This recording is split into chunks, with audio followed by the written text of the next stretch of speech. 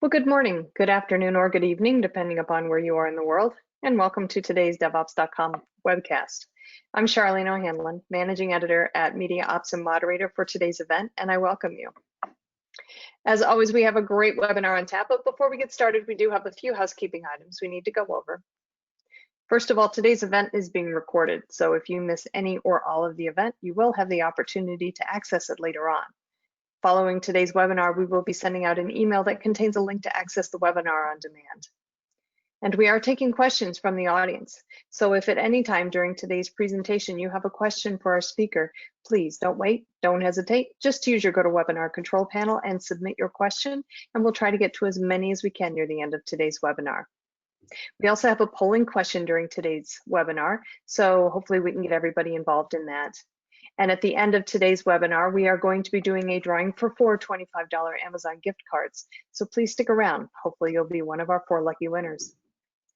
All right, with that, let's go ahead and kick off today's webinar, which is Microservices at Scale, how to reduce overhead and increase developer productivity, even with hundreds of services. Our speaker today is John Edvald, who is the CEO and co-founder of Garden.io. John, thank you so much for joining me today. Really appreciate it. Thanks for having me. Pleased to be here. All right, well, I know you got a great presentation on tap. I'm going to take myself off camera, put myself on mute, let you get to it.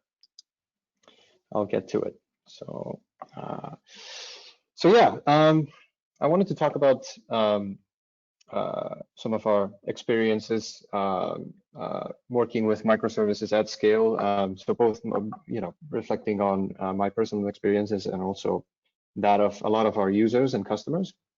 And I think it's interesting to talk about it from a perspective of, what happens when you go past, 5 or 10 services in an application. So just to kind of cover what it is that we'll be diving into. So I'm going to be focusing on the development side of microservices as opposed to the operational side. I think that's the side that we at Garden and I personally tend to focus a lot on. Obviously, there is some overlap.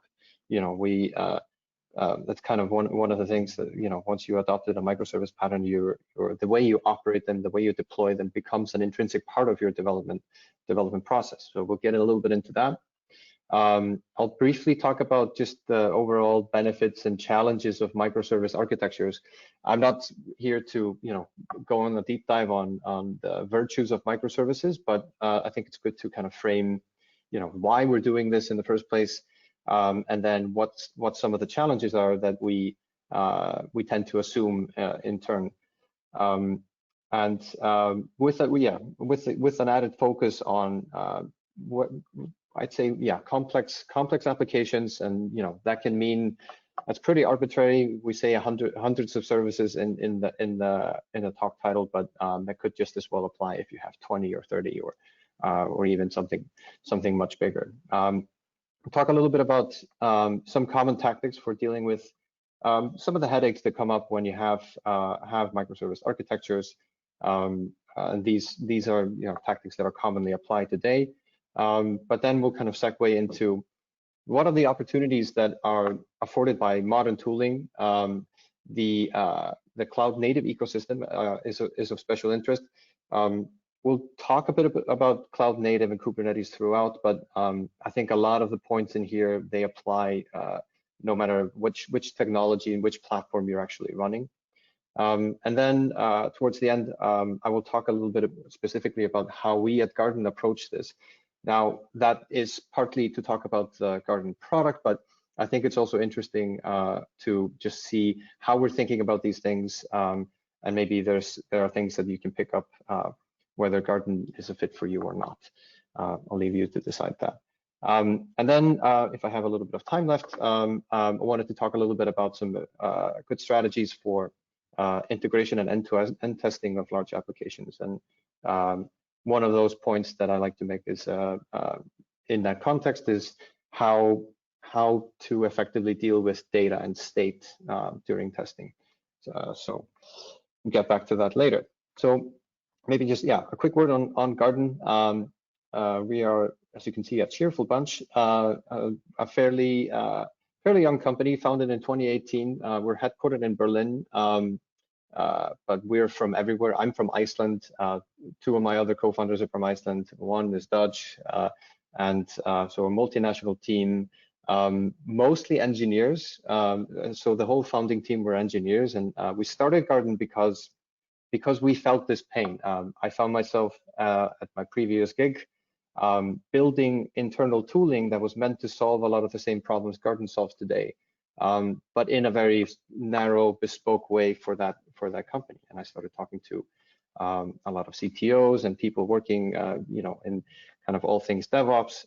Everybody shared those headaches. Obviously, a lot has happened since then in the ecosystem. There's a lot more tooling out there now, especially as it relates to Kubernetes.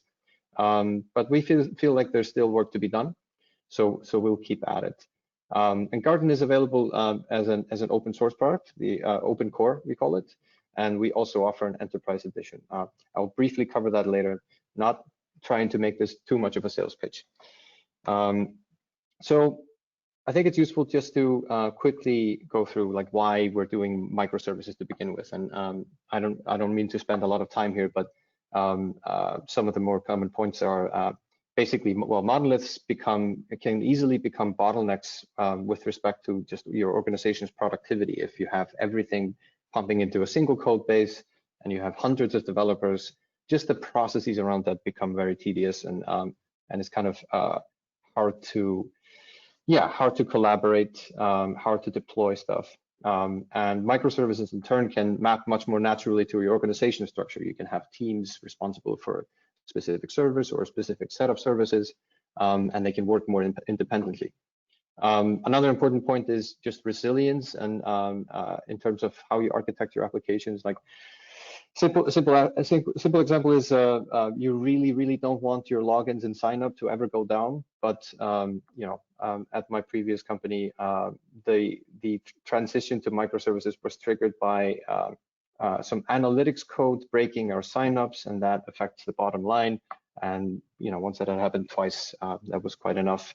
So resilience is a strong point. Obviously, you can scale them out horizontally much easier. You can scale individual components in different ways. I think it's also interesting, when you're making these microservice systems and making distributed systems, we're also compiling a bunch of external dependencies, and we might, in our Kubernetes namespace, we might have a message queue, and we might have a bunch of containers that we take off the shelf, as it were. So the microservice architecture lends itself well to that dynamic. And obviously, it's good to be able to just pick and choose the technologies that are most applicable to each job you have. So maybe you have one language that's good for just your generic API services. You have you have one web server. You have maybe something that needs a lot of throughput, so you write that in a more optimized language. It's good to be able to have that flexibility. The challenge is, however, and that's more in tune with what we're talking about here, are numerous. And the first thing that always comes to my mind is just the level of cognitive overhead. So when you have a whole constellation of different services being developed by a bunch of different people in different places, it becomes quite difficult to wrap your head around, like what is the overall architecture of the application. Ideally, you have it well documented, but it's still kind of hard to grok just from looking at the code. You can't just go to definition in your IDE, hop across services very easily. So that becomes something to manage. A lot of times we have lots and lots of distinct pipelines. Basically you have a CI pipeline and it's a bunch of build scripts that are created for each of these services. And it's not uncommon for those to start to drift in terms of how they're implemented, and becomes a bit of a maintenance burden as well. And that results overall to a lot of time spent what I term plumbing, just configuring stuff, as opposed to working on your actual application code. And the ratio there between can be, it can easily get out of hand. Another important point is that it becomes quite difficult to run your integration and end-to-end test, because you need to have a production-like environment where you can actually run those types of tests. And we mitigate that by avoiding them, and I'll get a little bit more into that specifically later. But this is something that we see as a very common headache from our users. And just spinning up development, testing, and preview environments becomes increasingly difficult, and especially if you have a large, complex application, then just because it just becomes unviable to run it on your laptop, for example. You can't run 100 services on a MacBook Pro. There are also some new security challenges. Not that monolithic architectures didn't have their own, but you have to kind of consider, like, all the networking, how is that secured? How is all the inter-service communication secured? Governance becomes a little bit challenging, like who's responsible for what, who has privileges to do what things in terms of deployment and testing. Lastly, your technology stack, that's the flip side of the flexibility. It can start to fragment if you have lots and lots of different languages to do stuff. But we do this because we think it's worth it. And I'm not really here to go into this whole monolith versus microservices thing. But I think it's important to note that all of these problems, they do become exponentially more difficult the more services you have. You can manage a lot of these things if you have a handful, but once you have 100 services in an organization, or even in a single application or a project, it becomes a lot to handle. But this sort of back and forth between monolith and microservices, this is basically, so this was actually meant to be a picture, but our designer kind of decided this was fine. I think it's probably because she couldn't figure out how to actually draw this, but so I'm drawing an analogy and I'm using my hands. So the evolution of technology and just humanity, I guess, in general, is not this straight path. We don't just meet and collectively decide, this is the best way to do it. We just go there.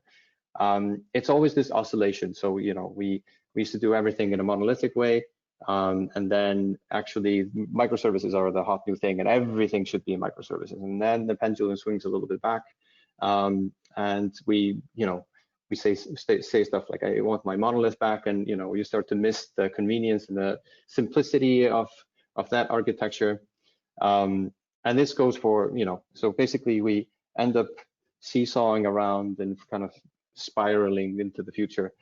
And I think this applies generally in terms of all technology, but I think it's interesting to see this oscillation and look at what is it that we miss when we kind of swing back and forth. But what we're here to do now, I think the pendulum is just about here. We've realized that we need microservices for certain things, and now it's a question of how do we actually live with them in a comfortable way and stay productive. So what are some of our coping mechanisms? Like, we do find ways to cope. In some respects, we just accept the burden. We kind of have to run microservices, and we have to have a complex application. We have too large an organization to avoid it, or too much scale. So we just kind of begrudgingly accept that we have to do a lot of configuration. We have to maintain a bunch of pipelines, which I think is a reasonable stance, but I don't want to stop there. We take some shortcuts, like we avoid integration and end-to-end testing as much as we can. Basically, by we kind of pull that back into unit tests, and we use mocks and stubs and fakes, and figure out some elaborate ways to do contract testing. If you can get that working, it's kind of sort of fine, but and if you do have actual integration tests, you tend to do it in these shared staging environments. We see this a lot with our customers. Basically, they have a bottleneck where everybody is working as the same staging environment. You kind of sort of know whether it's your change that you're testing. You can try and focus, but it's not exactly ideal. But it kind of sort of works up until a point.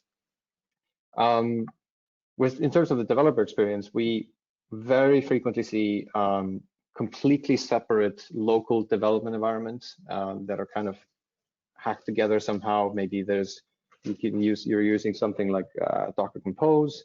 You have some custom bash scripts or something, and that's configured completely separately from how you actually do stuff in CI/CD and how you deploy to production. Another approach is to rely just almost entirely on GitOps, and anytime you make a small change, you commit and push, and then you wait for feedback, and hopefully the pipeline isn't too long. But even if it is snappy, it's a lot of context switching that's involved in pushing to Git and then having that give you the feedback that you want, did your inner loop development. And lastly, and this is something that large organizations can afford to do, but we see a lot of organizations do anyway, even though we kind of can't afford to do this, is to develop some elaborate bespoke internal tools. And we've seen this a lot. Some of our investors have done the same, so they could kind of feel the pain, and they started to lament all the time spent on that, and basically it becomes quite difficult to catch up because take the cloud native ecosystem, it's moving quite rapidly. So if you want to keep up and build your own internal tooling, that's probably cool if you're like Netflix or or you're very proficient technical organization, but I'd caution against it if you can avoid it. So moving on to like what are some of the new opportunities here? So just with I'll focus a little bit on like cloud native and Kubernetes because that's the realm that I work in, but the same could apply in other areas as well.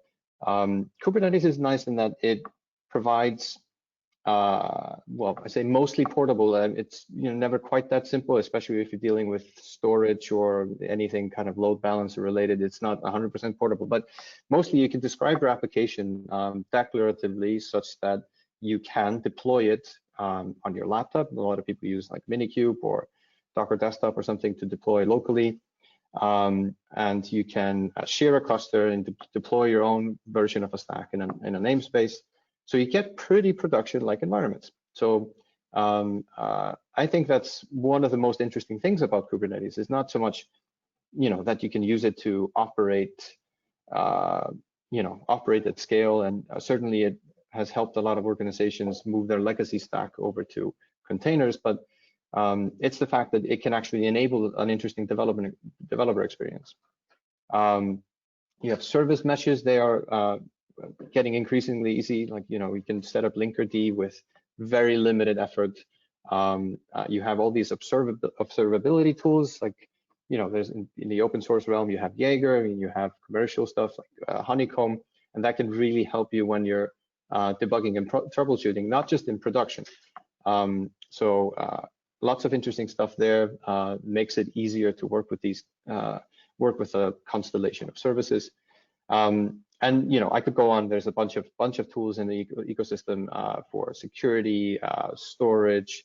It is in fact an absolute jungle. I'm sure you've all seen this CNCF landscape that has been known to trigger some emotional responses or just the sporadic nosebleed.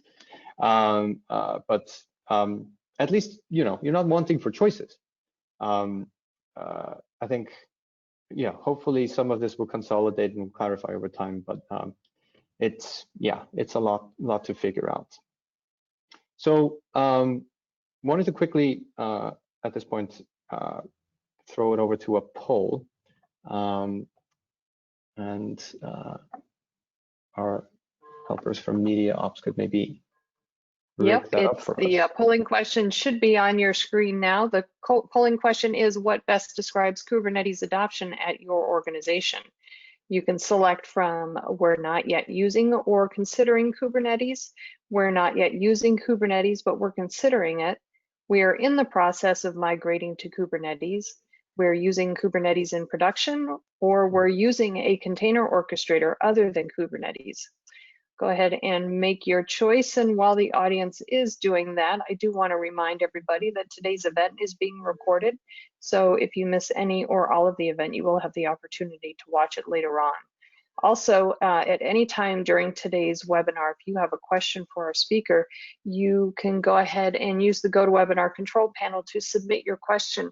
You don't have to wait for the question and answer period near the end of the webinar. All right, with that, let's go ahead and close out the poll now. It's been a minute, and take a look at the results. Oh, these are interesting. Okay, looks like the majority of folks, 39%, are actually using Kubernetes in production. Yeah, that is interesting. Well, I mean, we're seeing this more and more, and maybe the theme of the talk would attract a certain audience, but yeah, it's actually good to see that more and more people are getting comfortable with it, and this is something that we're often a part of. A lot of the time when people are adopting our product, they're also figuring out Kubernetes. So there are different stages in the whole adoption cycle. Plus, the answers can be more complicated. You may be using some parts in production, and you're working on migrating others. That's a reality. Like we always have kind of layers and layers of, something immediately becomes legacy as soon as we set it up. So, but yeah, that is very interesting. So I guess we'll hop back to the slides then. Thank you, Charlene. Okay, you're welcome. Wait, yeah, there we go. All right, so okay, so that puts in gives me a bit of context there. So a lot of you are using Kubernetes, but again, like those of you who aren't, like Garden won't be applicable for you for now. But some of the other things I'm talking about are really just about like development workflows in general, with just a sprinkle of like how cloud native can affect those things in a positive way. Okay, so we've applied several coping mechanisms, and we do some little tricks to make our lives like comparatively easier.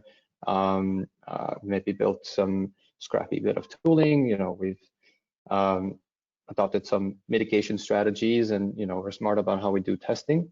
So what are the problems that remain, and that will get into how can we actually solve these problems. So so here's like a fairly typical development lifecycle for we have a developer working on their code. They have some inner loop or local setup where they write their code and run unit tests. You may or may not have a way to run some version of your stack in a local environment. Maybe use Docker Compose. Maybe you have like Minikube on your laptop, something like that. And then once you feel you're good and ready, you push it to be built and tested. And here's where we see some challenges start to emerge. So one, you have a completely different set of configuration for the CI/CD side of things.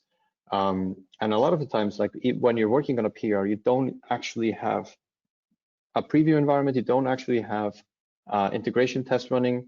So it's quite common, like you actually approve a PR, or you kind of ad hoc run that against a shared testing environment, run integration tests, and you can create pretty long feedback cycles. So if you have to wait until pretty late in the process until you really know if your application is correctly configured, it deploys as it's supposed to be, if you have integration and end-to-end test or smoke test, that they actually work, or if you do manual QA, that can be a bit of a tedious process. And then eventually you promote it to production. And this divide between the inner loop and local workflows and the CI/CD workflows is something that we've taken a special interest in. But I wanted to just show you this, and then I'll get back to this just for context. I'll get back to this a little bit later. So one thing, because we're talking about like microservices at scale, local dev environments don't really scale that well. And you can maybe work around it by running individual ad hoc services, but you lose the ability to really have a proper testing environment.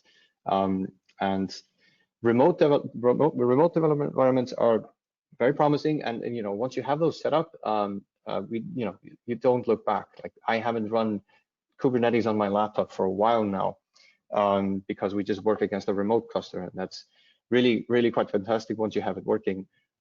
Takes a little bit to set it up, depending on your complexity, depending on your IT processes and all of those things. But it can if you just do it in a sort of a naive way, it can be a little bit expensive as well.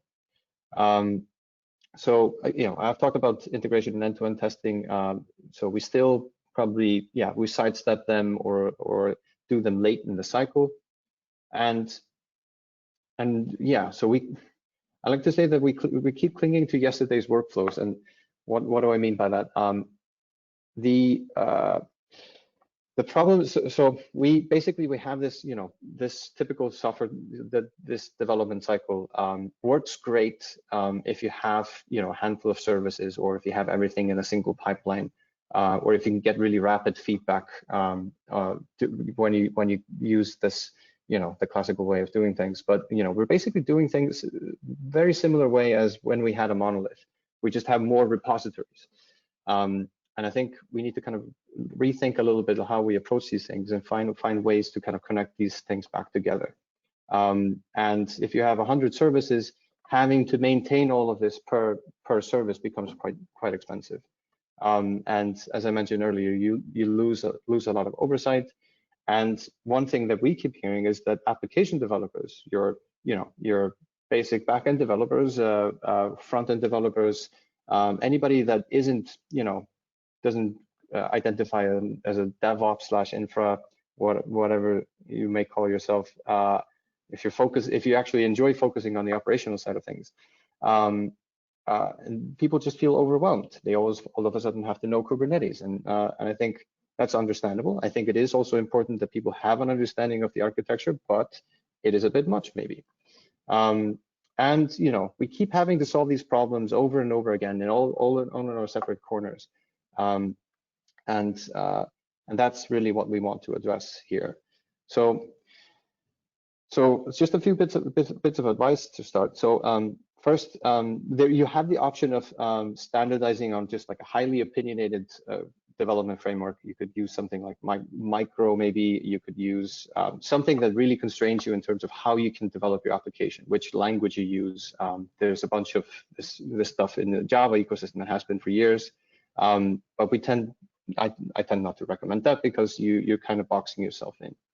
At the very least, though, you should standardize on certain tools like your version control, your CI, and use that across your organization, because fragmenting those can be quite expensive. And what we can do collectively is to figure out how to make better tools and abstractions. But we would offer that maybe it's actually useful if companies can make their own abstractions. So I'll get back to that. Basically, what we talk to a lot of companies about is making it easy to spin up these development, testing, and preview environments, and to work with those in an easy manner.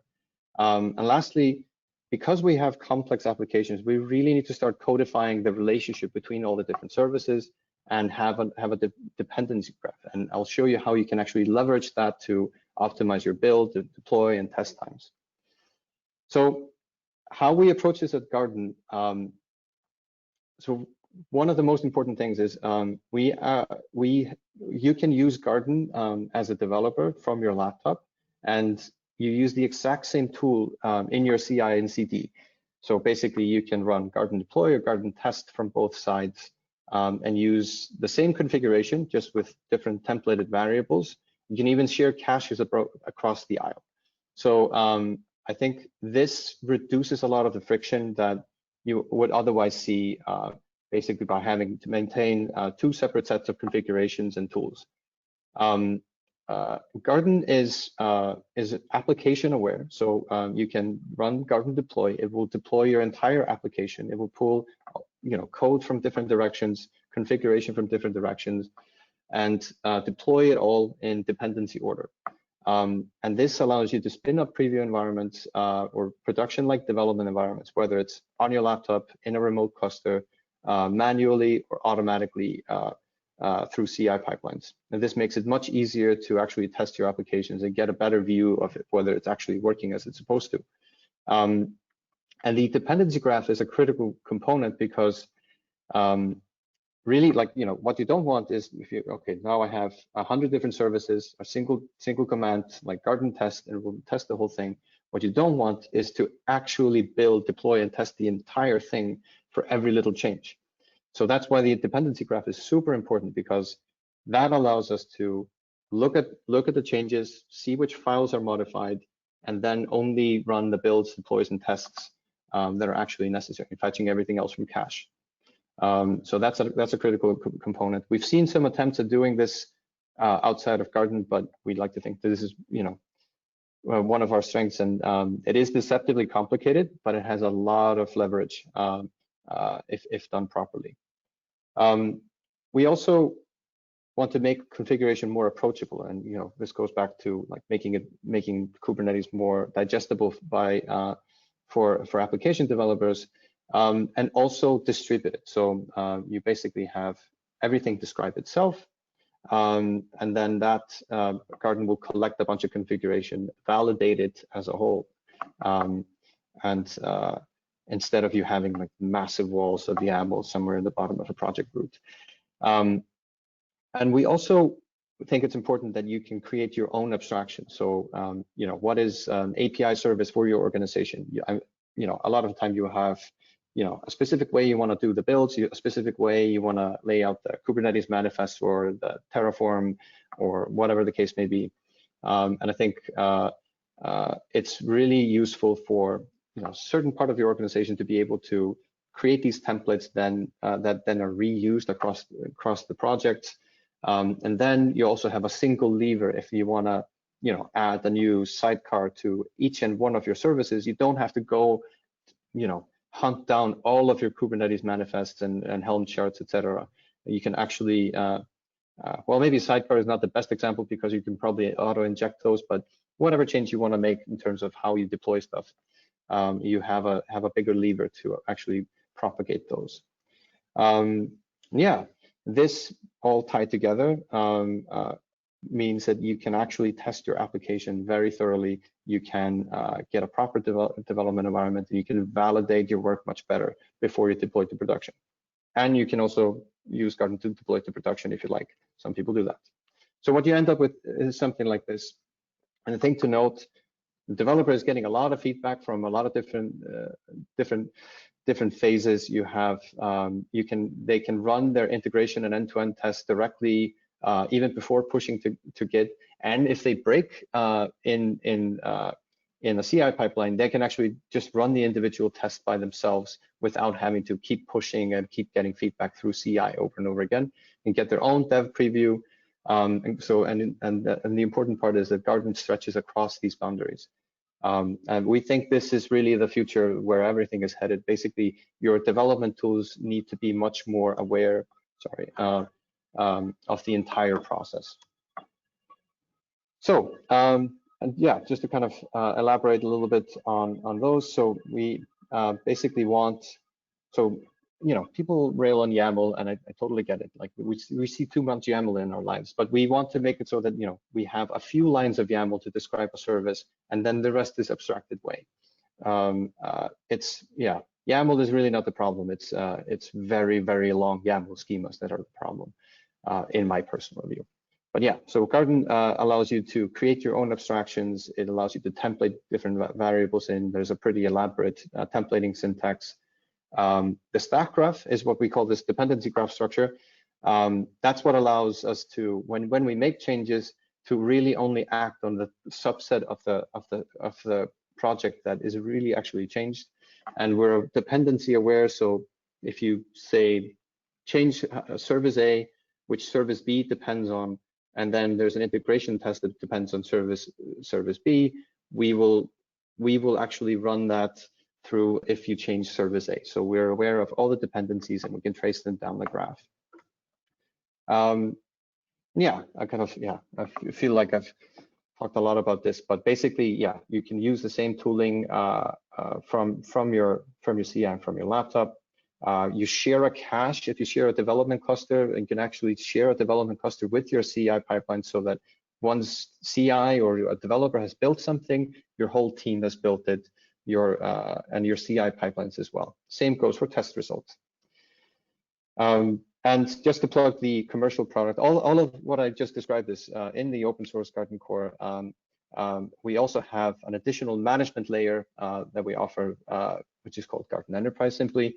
where you can keep an overview of all of your different environments. You can manage secrets. You can assign them to different users, so which really helps with rights management. And RBAC, you can directly trigger workflows from your VCS and GitHub and GitLab. And what we're adding to the mix now, which I'm really excited about, is automatically cleaning up environments. Because when you have a lot of different development environments, one of the challenges, even though we talk about the virtues of having all these environments, but it is worth acknowledging that if you have lots of them running, especially if they're just unused, it can start to add up in terms of operational costs. So coming later this month or early November, I believe, we'll be able to automatically clean those environments up based on your activity. So that's quite enough about Garden. I also wanted to, so this is kind of an extract from, I've done a whole separate talk about cloud native testing and effective integration and end-to-end testing. But I think it's an important part of how we keep sane development workflows, and we keep productive, and we're able to develop microservices stacks effectively, is how we do integration and end-to-end testing, because you do have to test across these boundaries, in my view. And a fairly simple trick that I like to mention is that in order to be able to, in order so that you don't have to set up test data and at the beginning of a pipeline, run your tests there, and you have to run everything from beginning to end, and you can't run it in the same environment as your development environment or other testers. You have to be able to isolate the test data at the application level. So we strongly recommend using something that may already exist in your application. Like there's, for us in Garden Enterprise, there's the notion of an organization, which basically maps to a tenant. And when we run tests, we basically create a new dummy organization with a random string, and then put in some test data there, and then we can run individual test suites independently from one another without messing up the other test runs. It's a simple enough thing, especially if your application already has this sort of a natural divide where you have an organization, a team, or user.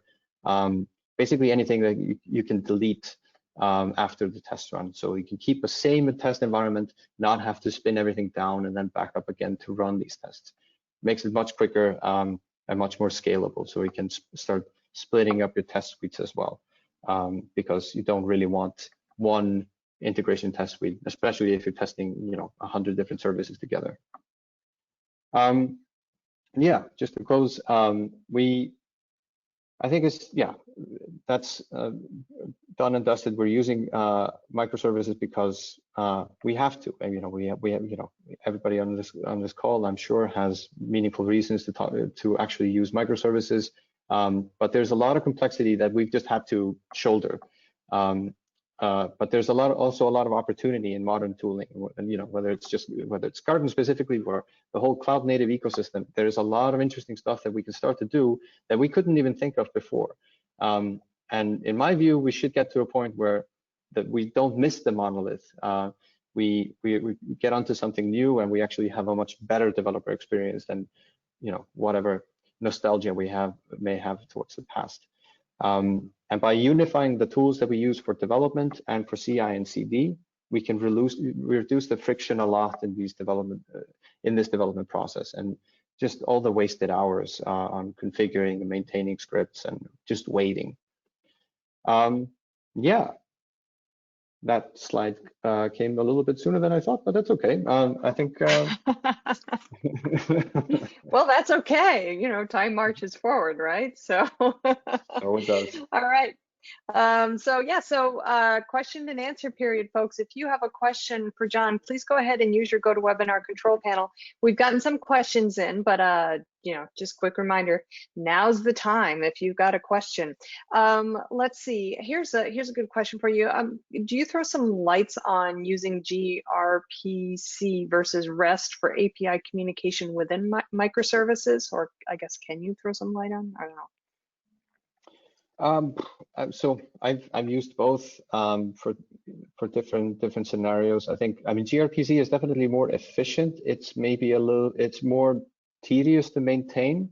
I tend to go for that if like if you have a bunch of services, say written in Go, or something that is really well suited to gRPC, by all means go for it. I think REST APIs are less efficient for sure.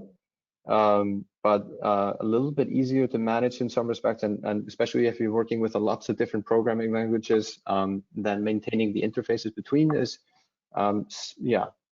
like JavaScript and gRPC are not particularly good friends in my experience.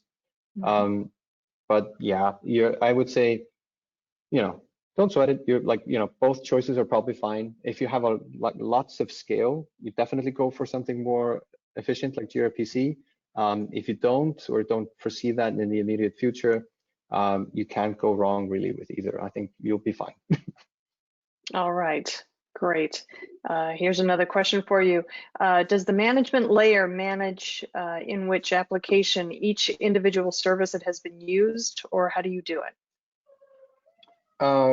So I'm sorry, can you repeat that question? Sure, it's a little layered. Okay. Does the management layer manage in which application each individual service has been used, or how do you do it? So I guess it's Right. actually asking. Yeah, I'm sure you get it. Yeah, I guess. Yeah. I think so. I can just explain the hierarchy there. So with Garden, and this applies like enterprise and open source, we have just a notion of a project. All right, there goes my cat. Sorry, we have all cats of webinars things going on, so it's all right. Tis the season. Yeah, so with Garden, we have the notion of a project, and a project can contain any number of Garden modules, and those tend to translate to like built images or running services. When you deploy a Garden project, you do it in a namespace or within an environment. So you may have like a dev environment, you have CI, you have production, and for production, you just deploy to one namespace maybe, but for dev, you may have a lot of different namespaces. So Garden basically manages all of those. So the management layer is for really getting an overview of all the different namespaces. You can see the service statuses, you can see test runs, you can see logs from workflows, and they're all scoped to individual namespaces. So like for a pull request, you might automatically generate a namespace name with a pull request number. For your own development environment, you might just use your username. I hope that kind of sort of answers the question. I just decided to describe the overall information structure. But this basically, Garden Enterprise is an extension on top of the Garden core product, and all the concepts in terms of, environment, namespace, project, they map directly into Garden Enterprise. Right. Yeah, great. You can ping me after if this was unclear. I'm right. happy to talk about it. Okay. Great. So we've gotten more questions in here for you. How do you handle a testing error with respect to the dependent pipelines that might be affected by that error, especially if different teams might be required to solve the issue? Okay. We don't really do any particular magic when it comes to, so we will just alert you to a failing test. A lot of the times we tend not to have failing tests block the preview environment. We still attempt to deploy it. And this depends a little bit on like whether you have everything arranged in a single project or if you have multiple projects, of course. But one of the benefits of Garden is actually like, if you have an API that somebody else depends on and you break their tests, you should be able to catch it before you merge it so that they don't actually run into problems.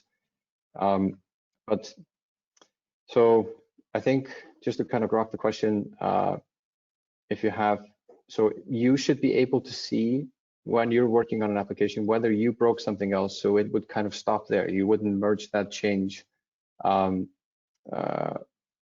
But yeah, I think it would be probably helpful to talk a little bit about like how you're kind of structuring things organizationally.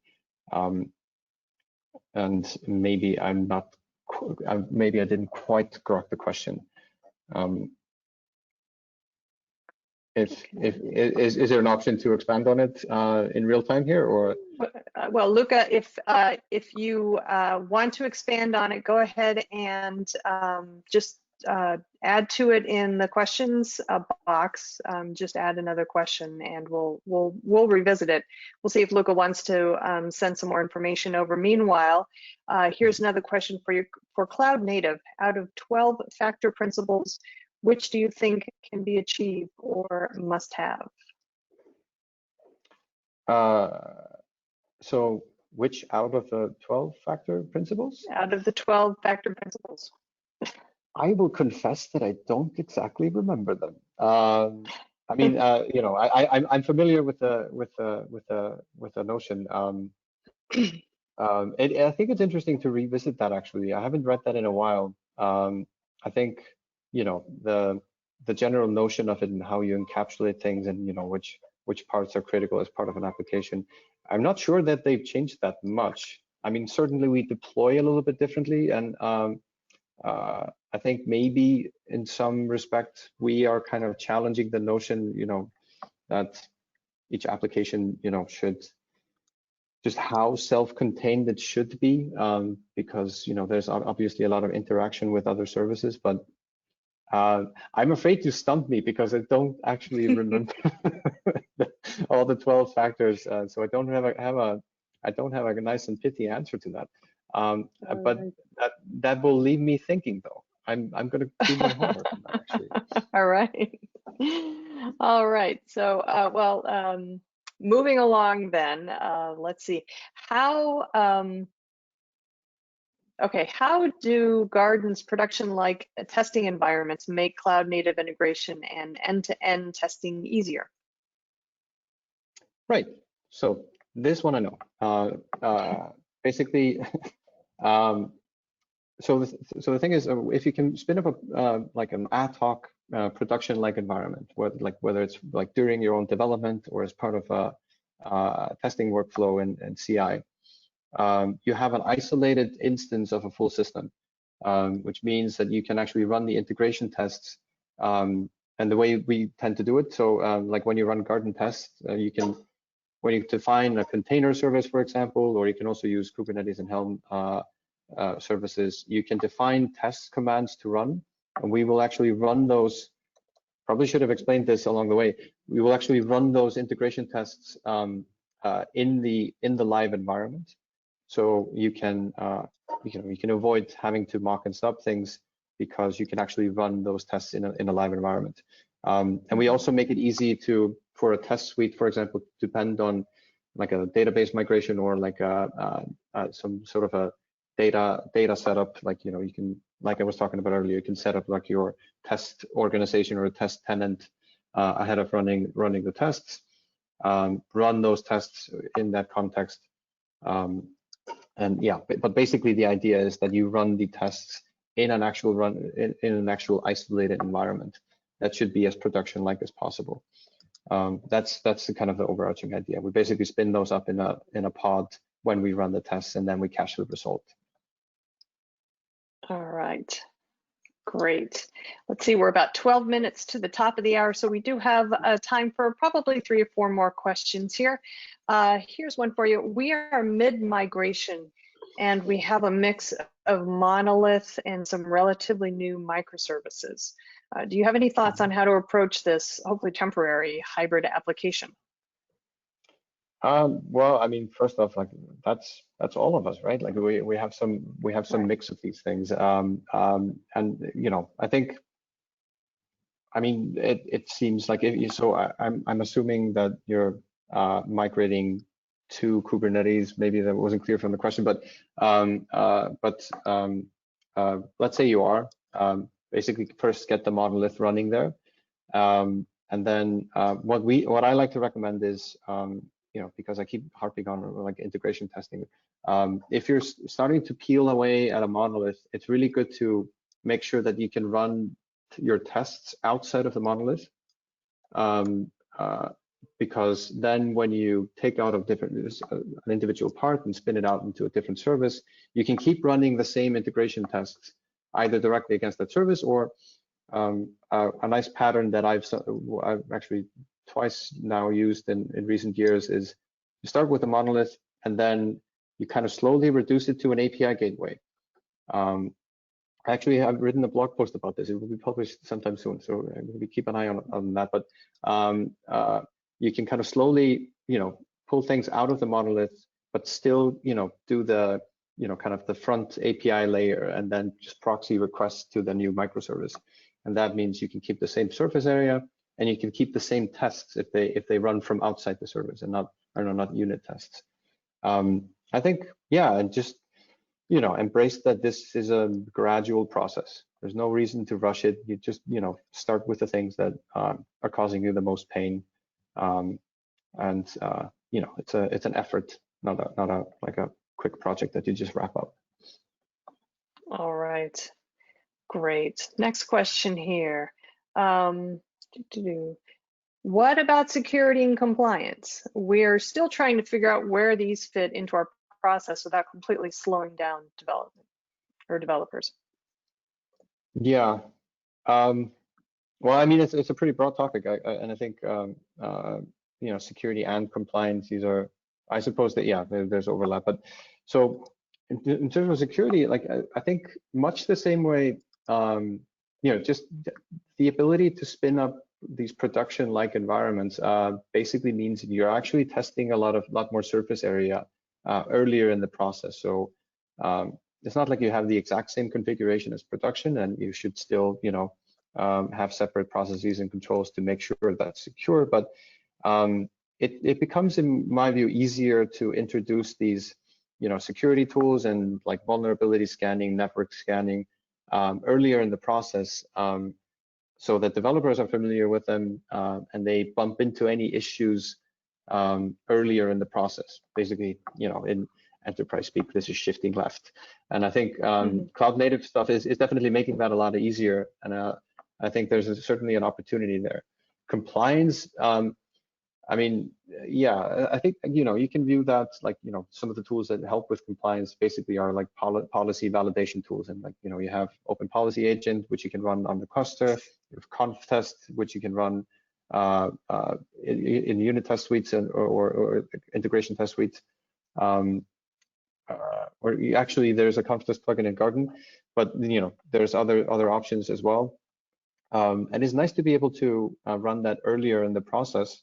But these compliance tools I kind of view as, also security tools in many ways. They're used for both.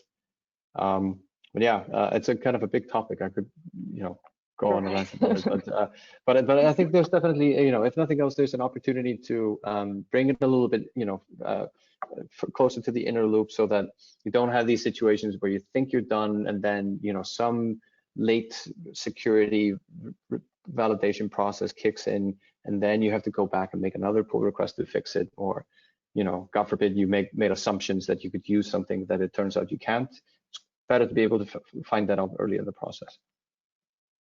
All right. Okay, quick time check. We're about 7 minutes to the top of the hour. I think we have time for one more question here. Is it possible to share environments with users who are not developers, such as a product manager who needs to preview an application for acceptance testing? Yeah, we have lots of users who do that. So like Garden Enterprise makes it a little bit easier because you can kind of navigate into the environments from there, but it's super common for basically when a pull request is opened, preview environment is started, and you can, different users do it in different ways. Sometimes they have internal tooling that exposes this. Other times people just go to GitHub, and we've even seen PMs, product managers, use Garden directly. Your IT processes may not allow for that, and that will probably vary. But basically, yeah, I mean, it's How easy it is depends a little bit on your IT security profile, but it's definitely possible. We have lots of users who do this. All right, great. Well, we are about 5 minutes to the top of the hour, so I think that's all the time that we have for question and answer period. If we didn't get to your question, I apologize. We just kind of ran out of time, but please know that John will be getting a copy of all the questions that came in, and I'm sure he or somebody from his organization will be more than happy to follow up with you offline to get your question answered. Also, a quick reminder that today's event, all right, great. So a quick reminder that today's event has been recorded. So if you missed any or all of the event, or if you just want to watch it again, you will have the opportunity to do so. Following today's webinar, we will be sending out an email that contains a link to access the webinar on demand. The webinar is also going to be living on the devops.com website, so you can always go look for it there. Just go to devops.com/webinars, look in the on-demand section, and it should be right there waiting for you. Okay, I did mention at the top of the hour that we would be doing a drawing for 4 $25 Amazon gift cards. So without further ado, let's go ahead and do that real quick. Okay, our first winner today is Ken L. Congratulations, Ken. Second winner today is Linda G. Congratulations, Linda. Third winner today is Noel P. Congratulations, Noel. And our final winner today is Martha M. Congratulations, Martha. We'll be following up with all 4 of you offline by email to get your Amazon gift card over to you. So please check your inbox. If you don't see anything there, please check your spam folder. John, thank you so much for a great presentation today. Lots of great information. Always love to hear about the new technology. So thanks again for your time and your expertise. Much appreciated. Thank you so much for having me. Okay. Yeah. Also want to thank the audience for joining me today. This is Charlene O'Hanlon, and I am signing off. Have a great day, everybody, and please stay safe.